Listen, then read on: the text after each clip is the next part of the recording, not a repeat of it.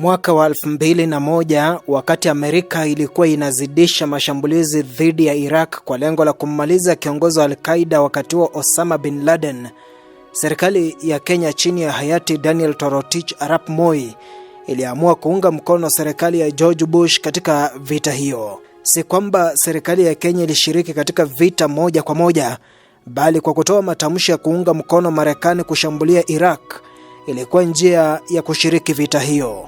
Kwa kujibu hatua za Kenya kuunga mkono Marekani, kiongozi wa Al-Qaeda Osama bin Laden mwaka huo wa 2001 alitoa onyo kwa Kenya akisema keep Kenya away. Katika vita kati ya Urusi na Ukraine, serikali ya Kenya chini ya Rais William Ruto ilijitokeza waziwazi kupinga hatua ya Urusi kushambulia Ukraine. Kenya ilifanya haya ikijua vema kuna bidhaa ambazo kama taifa huwa tunaagiza kutoka Urusi.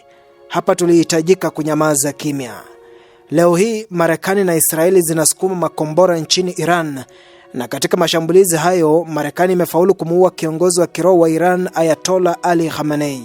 Iran ni miongoni mwa mataifa yanayozalisha mafuta na madini mbalimbali.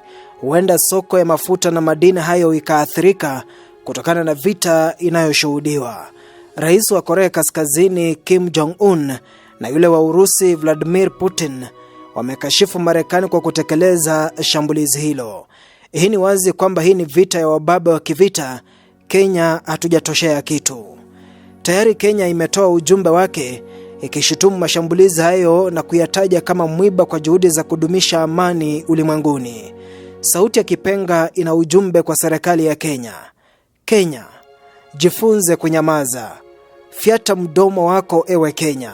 Sauti ya Kipenga inakutaka ewe Kenya kukoma kuzungumzia kila vita ya ulimwengu, kukoma kuonyesha misimamo inayoegemea. Vita hii japo itatuathiri kiuchumi, ni vema kuwa na busara kuacha kiherehere cha kukashifu au kuunga taifa lolote. Ni vema tujikubali kwamba hatuna zana za kutosha kukabili iwe Iran, Marekani, Israeli au taifa lolote la Mashariki ya Kati, na kwamba tunaagiza bidhaa muhimu kutoka kwa mataifa hayo.